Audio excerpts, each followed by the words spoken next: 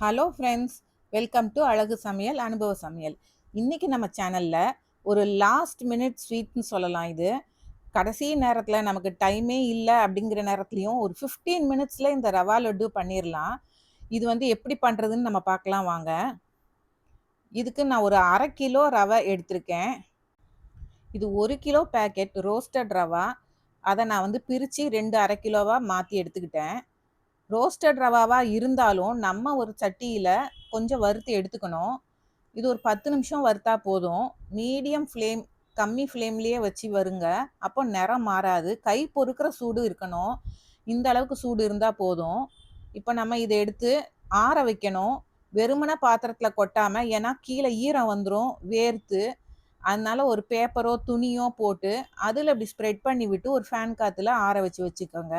இப்போ இதை ஒரு பாத்திரத்தில் சேர்த்து நான் ஒரு மிஷினில் கொடுத்து அரைக்க போகிறேன். உங்கள் மிக்சியில் போட்டும் நல்லா பவுடராக அரைக்கலாம். மிஷினுக்கு போகிற வேலை இருந்ததுனால இதையும் சேர்த்தே நான் அரைச்சிட்டு வந்துட்டேன். இந்த மாதிரி தூளாக பவுடராக நம்ம அரைச்சிக்கணும். இப்போ இந்த அரைச்சிட்டு வந்த ரவை, அதுக்கு 1/2 கிலோ சர்க்கரை எடுத்திருக்கேன். முந்திரி ஒரு 25 கிராம் மேலே டெக்கரேஷனுக்கு முழுசாக வச்சுருக்கேன். உள்ளுக்கு போடுறதுக்கு உடச்சி வச்சுருக்கேன். ஏலக்காய் ஒரு 5 நம்பர் எடுத்திருக்கேன். இதை சர்க்கரையோடு நம்ம அரைச்சிக்கலாம். 3/4 கப் நெய் இந்த அளவுக்கு எடுத்துட்டு இப்போ ஃபஸ்ட்டு ஏலக்காவை உள்ளே சேர்த்துடலாம். அப்போ தான் உடனே அரைப்படும். கொஞ்சம் கொஞ்சமாக சர்க்கரை சேர்த்து இதை நல்லா பவுடராக நம்ம அரைச்சிட்டு எடுத்துகிட்டு வந்துடலாம். இந்த மாதிரி கொஞ்சம் கொஞ்சமாக அரைச்சி நம்ம எல்லா சர்க்கரையும் அரைச்சி எடுத்துக்கலாம்.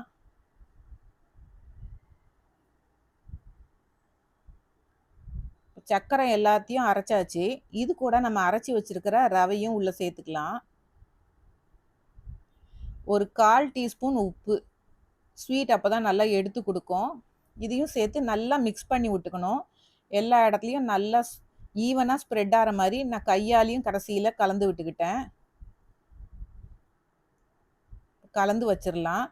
இப்போது நம்ம எடுத்துருக்கிற நெய்யை ஒரு பேனில் நல்லா சூடு பண்ணணும். இப்போ முந்திரி வறுக்கிறதுக்காக நான் ஒரு சின்ன பேனில் கொஞ்சம் நெய் எடுத்து முந்திரியும் வறுத்துக்கலாம். எல்லா முந்திரியும் உள்ளே சேர்த்து ஸ்லோ ஃப்ளேம்லேயே கலர்ஸ் லைட்டாக மாறணும். அந்த அளவுக்கு நம்ம வறுத்து எடுத்துக்குவோம். இந்த 3/4 கப் நெய்யும் நீங்கள் ஃப்ளேம் கம்மி பண்ணிக்கோங்க. ஸ்லோவாக சூடாகட்டும். மீதி இருந்த நெய்யை நான் அந்த பேன்லேயே சேர்த்துக்கிட்டேன். இப்போ இதுவும் நல்லா புகைச்சிக்கிட்டு நல்லா சூடாயிருச்சு. இப்போ பாதி அளவு நான் முதல்ல உள்ளே சேர்த்துக்கிட்டேன். இப்போ இதோட நம்ம ஒரு ஸ்பூனை வச்சோ எல்லாத்தையும் கலந்துக்கலாம். முந்திரியும் உள்ளே சேர்த்துக்கலாம்.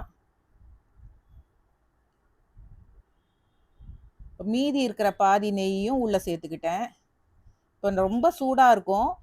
அதனால கொதிக்கிற சூடில் இருக்கும். நம்ம கைவிடாமல் ஒரு நல்ல ஒரு பெரிய கரண்டி வச்சு கலந்து விட்டுக்கிட்டு, அதுக்கப்புறம் கை பொறுக்கிற சூடு வந்ததுக்கப்புறம் நம்ம இந்த நெய் ஊற்றுனதுனால எல்லாம் உருண்டை பிடிச்சி இருக்கும் நெய்யெல்லாம். அதை உதுத்து விட்டு எல்லா பக்கமும் நெய் ஈவனாக ஸ்ப்ரெட் ஆகிற மாதிரி நம்ம ஸ்ப்ரெட் பண்ணி விட்டுக்கணும். பாருங்கள், இந்த மாதிரி உருண்டை கட்டி போய் இருக்கும். இதெல்லாம் நல்லா அழுத்தி விட்டு எல்லா பக்கமும் நெய் ஈவனாக ஸ்ப்ரெட் ஆகி இருக்கிற மாதிரி மாவில் நல்லா கலந்து விட்டுக்கணும். இப்போ இந்த மாதிரி கலந்து விட்டதுக்கப்புறம் நம்ம உருண்டை பிடிக்க வேண்டியது தான். டெக்கரேஷனுக்கு மேலே இந்த மாதிரி முந்திரி வச்சு நம்ம பிடிச்சிக்கலாம். பொடி பொடியாக வெட்டி போட்டிருக்கிற முந்திரியும் நம்ம சாப்பிடச்ச நல்லா கடிப்படும், நல்லா டேஸ்டியாக இருக்கும். இந்த 1/2 கிலோ ரவைக்கு எனக்கு மொத்தமாக 35 லட்டு கிடச்சிது. பொதுவாக இப்போ இருக்கிற பிஸியான நாட்களில் எல்லாருமே ரொம்ப பிஸியாக இருக்காங்க. அவங்களுக்கு இந்த மாதிரி சட்டுன்னு ஒரு 15 to 20 மினிட்ஸில் செஞ்சு கொடுக்குற இந்த ஸ்வீட் ரொம்ப யூஸ்ஃபுல்லாக இருக்கும். அவங்களுக்கு டைம் சேவ் பண்ணி கொடுக்கும். ஒர்க்கிங் உமன்ஸ்க்கு ரொம்ப ஹெல்ப்ஃபுல்லாக இருக்கும். இந்த ஸ்வீட் நீங்களும் ட்ரை பண்ணி பாருங்கள். ரொம்ப டேஸ்டியானது. வேறு ஒரு நல்ல ரெசிபியோட உங்களை அடுத்த வீடியோவில் சந்திக்கிறேன். எங்கள் சேனலை லைக் பண்ணுங்கள், ஷேர் பண்ணுங்கள், சப்ஸ்கிரைப் பண்ணுங்கள். தேங்க்யூ.